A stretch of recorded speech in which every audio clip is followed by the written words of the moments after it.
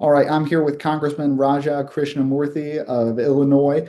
We're talking about his plan, his affordability plan to restore the American dream. Now, that's a bit of an abstract concept, especially nowadays. It feels like the goalpost is moving on that. In your mind, what is the American dream?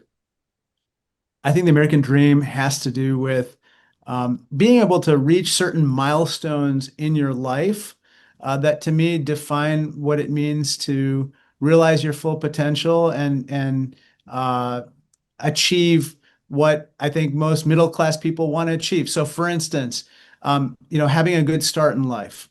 Children who are able to get a good education should not be hungry.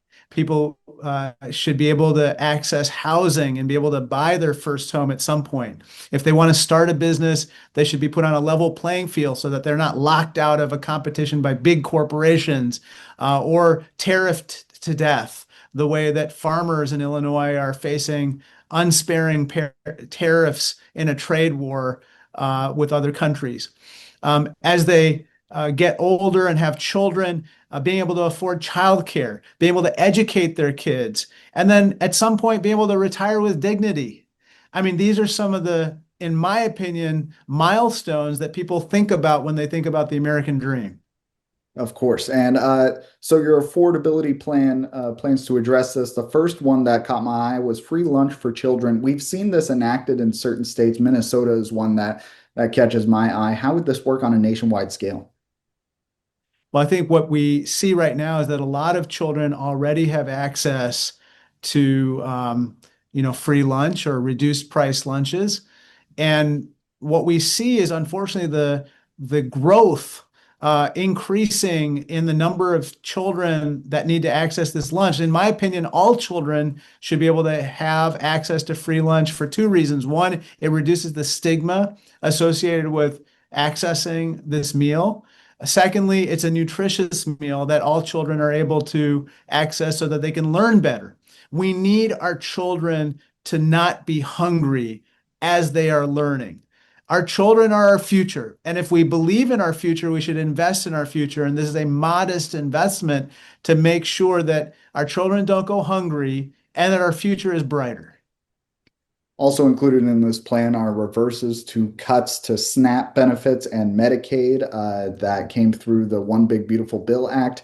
It's a somewhat bipartisan goal from the legislators I've spoken to, but how do you see this playing out? So when I was first in this country as an infant, unfortunately, my father lost his income, but thanks to the generosity of the American people, we were allowed to move into public housing and food stamps. And so I'm a product of, in part, food stamps, now known as SNAP.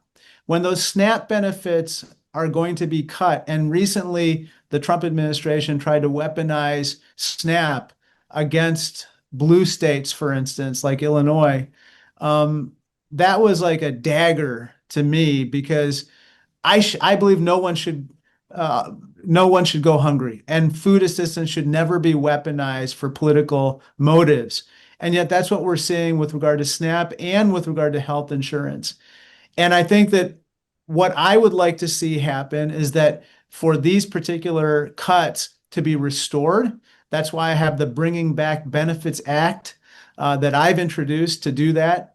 But more generally, we need to improve the healthcare and food assistance situation so that everyone has a chance at realizing the American dream. If people are hungry and don't have access to health insurance, they are more unlikely to start a business, to take a risk, to improve their economic situation in life, to realize their full potential.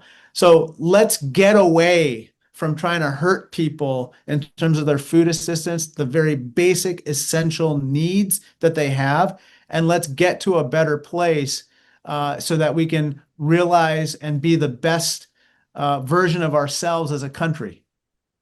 Okay, and on the topic of health insurance, one of the big partisan battles on Capitol Hill has been the child, not the child tax credits, the Affordable Care Act and tax subsidies that come along with that.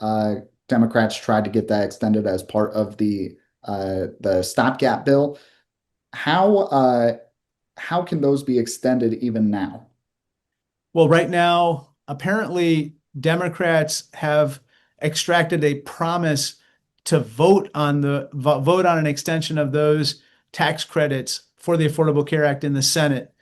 My hope is that there will be a filibuster-proof majority in favor of that extension, and then it will come to the House, and we will be allowed to vote on it as well. Look, at the end of the day, there are 20 million people who rely on these tax credits, 4 million of whom will lose their health insurance if these tax credits are not extended. This is on top of the 13 million Americans who are going to lose their health insurance under the what I call the large lousy law, which Trump calls the big beautiful bill. And so we're going to see a devastating set of consequences flow to not only people on Medicaid, not only people on Affordable Care Act. I happen to be on Obamacare myself.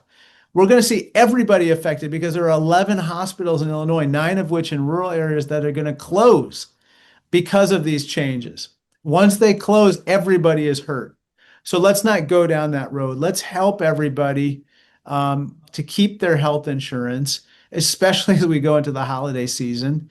Let's not have a situation where people are having to choose between their health and the other staples or essentials of life. Okay, and I do want to bring up child tax credits because in your plan, it mentions bringing that up to $4,000 for families. What would that do for families across the nation? Well, what we saw is that there was a 50% reduction in the poverty level of children when we had the child tax credit at or near those levels during the pandemic. We should go back to a situation where, again, it's about the kids, it's about the children, it's about our future. What kind of a future do we want to have? Do we want to have children who are hungry, who don't have a roof over their heads, that they don't have access to the essentials? Or do we want a future where our children don't have to worry about those particular issues and can get on with learning, can get on with realizing their potential? Again, it's about the future. If we invest in our future is brighter. If we don't invest in that future, it's dimmer. We don't want that. We want an Illinois and a country that has its horizons as broad and as wide as America is, and everyone to be able to realize their dream. And I know you need to get going, but I do want to bring up something that came out before we started this interview. You addressing the Secretary of Homeland Security, Kristi Noem, about ICE and their detainees, specifically in Illinois. Do you want to talk on that for a moment? Yeah, they put us in an ICE catch-22. Essentially, here's the deal. For us as an office to be able to go to ICE or the Department of Homeland Security and make an inquiry on behalf of a constituent, we need to present what's called a privacy release form.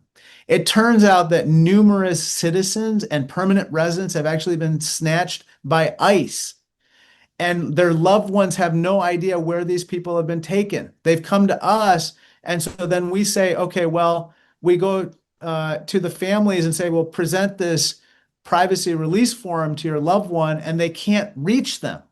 When we go to ICE and say, well, present this privacy release form so that they can complete it and we can make inquiries, they don't get back to us. But they request those release forms anyway.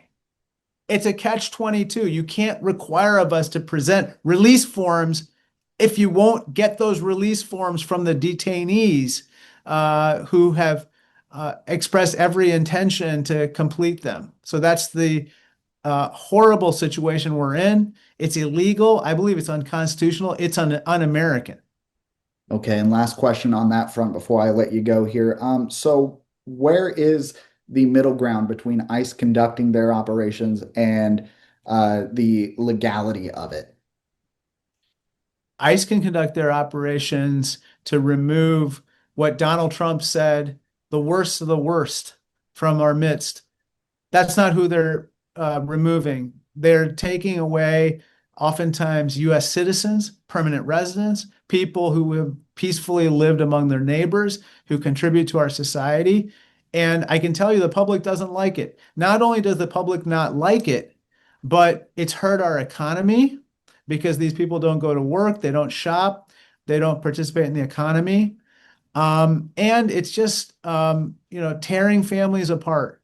This is not who we are as Americans. We need to come together. We need to come together to tackle those economic problems that all of us are facing, that I address in this plan that I call Restoring the American Dream. And the only way we can do that is by putting aside our differences, finding common ground, and dealing with these problems in a bipartisan, constructive manner. And ICE is doing the opposite right now. Well, it seems like a great end goal for everybody. Congressman, thank you so much for your time. I really appreciate Thank it. you, Trey. All right, Thank you take so care. much. Bye-bye.